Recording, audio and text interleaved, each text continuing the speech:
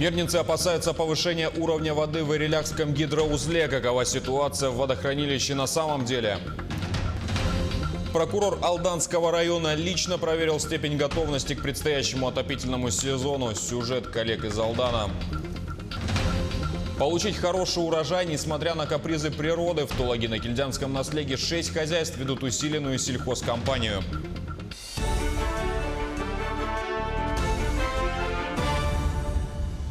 Это новости в прямом эфире на телеканале Якутия-24. В студии работает Василий Раченко. Поговорим о главных событиях к этому часу. Максимально быстро довести помощь до людей. Руководитель региона СН Николаев прокомментировал сообщение о том, что из резервного фонда правительства России на ликвидацию последствий весеннего паводка в республике направят 587 миллионов рублей. Цитата: «Подписано долгожданное постановление правительства России о выделении Якутии помощи из федерального бюджета в связи с наводнением. Сейчас, когда деньги поступят, наша задача максимально быстро довести эту помощь до людей, реально пострадавших от стихийного бедствия. До каждого из них», прокомментировал Николаев. А я напомню, что из-за паводка в республике подтопило сотни домов. Особенно пострадали жители Амгинского района. В Мирнинском же районе даже ходили слухи, что в Ириляхском водохранилище также повысился уровень воды. Однако опасения не оправдались, но какова ситуация с водой там на самом деле, узнавала Ивана Филиппова. Ну, на сегодняшний день уровень составляет 293,91, и это нормально. Дмитрий Витошкин ежедневно с помощью водомерного поста следит за уровнем воды в Ириляхском гидроузле. Говорит, весна нынче была обычной, паводковая ситуация не критичной. На сегодня воды в избытке, но работники водохранилища помнят, как еще 5 лет назад на этом месте можно было пройтись пешком. Эти кадры сделаны на Ириляхском гидроузле в 2013 году. Тогда уровень воды опустился до критической точки. Жители ощутили ее дефицит. Сегодня воды хватит с лихвой, чтобы обеспечить горожан питьевой водой. На сегодняшний день воды хватит на ближайший год. Для этого есть службы, для этого выполнены все мероприятия, для этого затрачены достаточные значительные средства и на поддержание, и на обеспечение работоспособности этого объекта. Площадь водохранилища 400 гектаров. В нем около 20,5 миллионов кубометров. Этого достаточно, чтобы обеспечить население Мирного водой в течение всего года. Ежесуточно здесь ведется мониторинг гидротехнических сооружений. Следят за состоянием плотины и водосбросного канала. Проект мониторинг включает в себя наблюдение за состоянием, за температурным состоянием тела плотины, грунтов оснований, расходами, притоком, расходом имеется в виду, и прогнозом. Мониторинг ведут как цеха ГОКа, так и подразделения компании, в частности Якутнепроалмаз. Гидроузел на реке Ирилях построили еще в 50-е годы прошлого века. Но за все это время ни разу не было даже предаварийных ситуаций. По последнему заключению экспертного центра «Промгидротехника», Ириляхское водохранилище считается безопасным и классифицируется как надежное и работоспособное.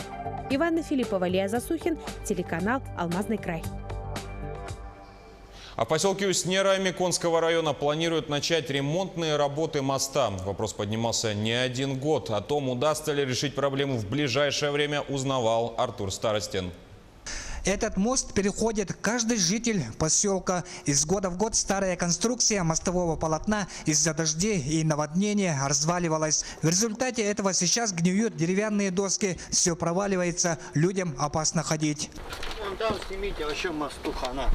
Не, было нормально все, вот недавно ухудшилось состояние. Сильное повреждение мост получил при наводнении в 2013 году. Сейчас даже старожилы не помнят, какого года постройки это сооружение. Каждый день по этому мосту хожу. А что про него сказать? Сами видите, что про него говорить. Доски проваливаются все. 100% опасности. Что сказать-то?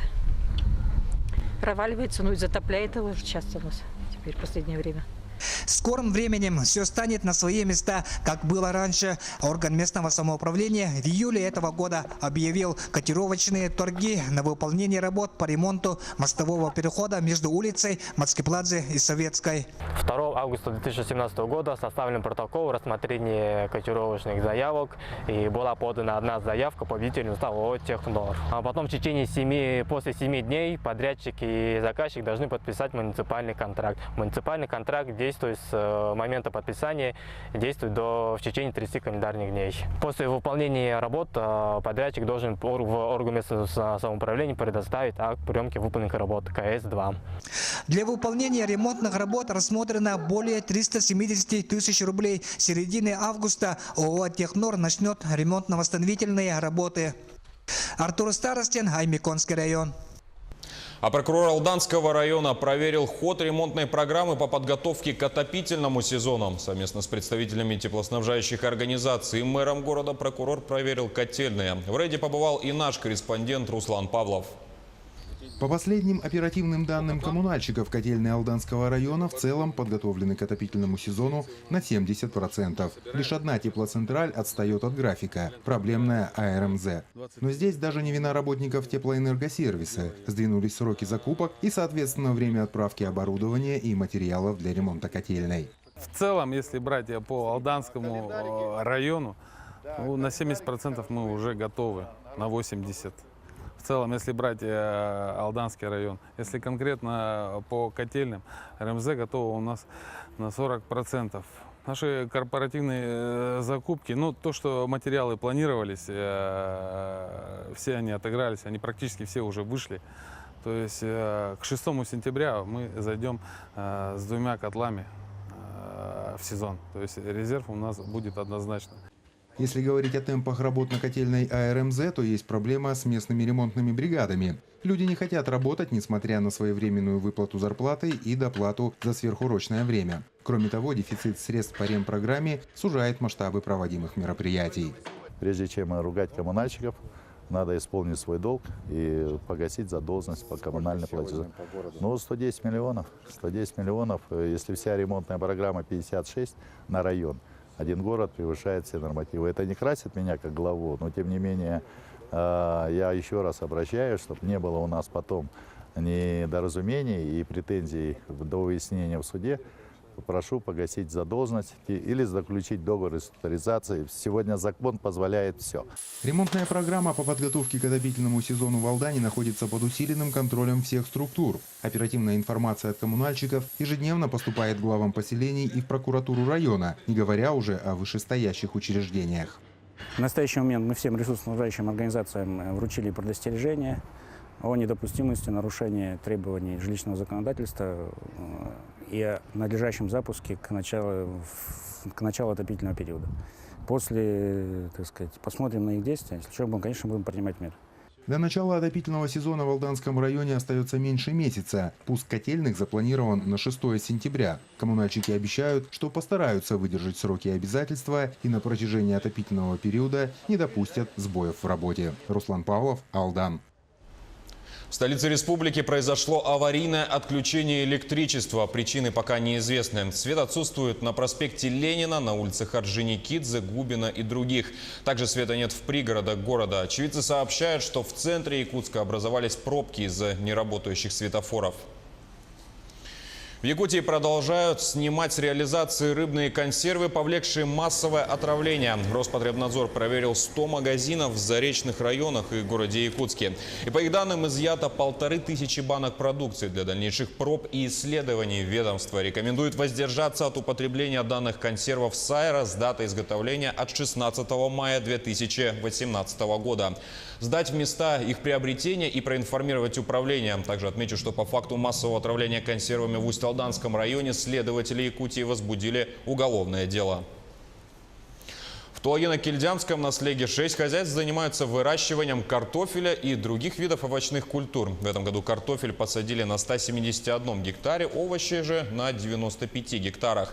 Несмотря на капризы природы, фермеры надеются на хороший урожай. Так, планируют собрать больше 1000 тонн картофеля и 2000 тонн овощей. По словам работникам хозяйства, одной из проблем является хранение, поэтому местные власти собираются восстановить старые овощехранилища. Тулагино-Кильдянский наслед, конечно, имеет достаточно земельных участков, поголовья, поэтому мы планируем развить и овощеводство, и у нас в планах есть строительство или же реконструкция овощехранилища, которое сейчас находится бесхозным. Сейчас идет процедура признания бесхозным, и по истечении времени мы планируем реконструировать и на базе этого сделать овощехранилище соответствующим лабораторией соответствующей и сертификации, чтобы картофель у нас был в соответствии с законом. В Нерюнгинском районе зарегистрировано 23 пострадавших от укусов клещей, 7 из которых дети. Первые обращения поступили еще в конце мая, и далее ситуация складывалась следующим образом. 5 человек в мае, 9 в июне, 8 в июле и в августе, по последним данным, 1 человек. Всем пострадавшим оказали медицинскую помощь. Также большую опасность укус паразитов представляет для непривитых людей. Что касается ситуации по республике в целом, то на начало августа зарегистрировано всего 206 случаев укуса клещами. Также зафиксирован 1 случай клещевого энцефалита и клещевой боррелиоз у взрослого человека в Алекминском районе. В Якутии активно внедряют телемедицину. Этот качественно новый метод, который необходим нашему региону, где расстояние является критическим фактором для получения высококвалифицированной медицинской помощи.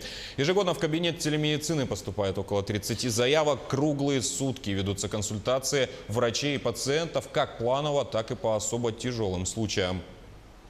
Наш телемедицинский центр круглосуточно начал свою работу с января 2018 года. В связи с вступлением в законную силу федерального закона с 1 января 2018 года о оказании медицинской помощи с помощью, интернет-технологий. Наш кабинет работает круглосуточно. Круглосуточно на наш пульт поступают заявки со всех центральных и медицинских организаций нашей республики. У природного парка Ленские столбы появится новый сайт. Теперь через него можно будет покупать туры и разрабатывать свои собственные маршруты. Сайт больше ориентирован на иностранных туристов. Он пока представлен на 3 языках – русском, английском и французском. Но в будущем этот языковой пакет расширится. Также появилось большое количество фотографий и видео, улучшена система анимации и доступность информации. По словам разработчиков, его запустят буквально через неделю, и он станет лучшим помощником для приезжих туристов. Так, старый сайт, во-первых, он был больше информационный, то есть там было очень много текста и очень мало материалов, которые сразу бы отображались на главной странице. И поэтому мы сделали как, то есть у нас сейчас, это лучше показывать, конечно, но у нас сделано как, то есть вы заходите на сайт, вы сразу видите фотографии, видео туров, и то есть сразу глаз цепляется за эту картинку.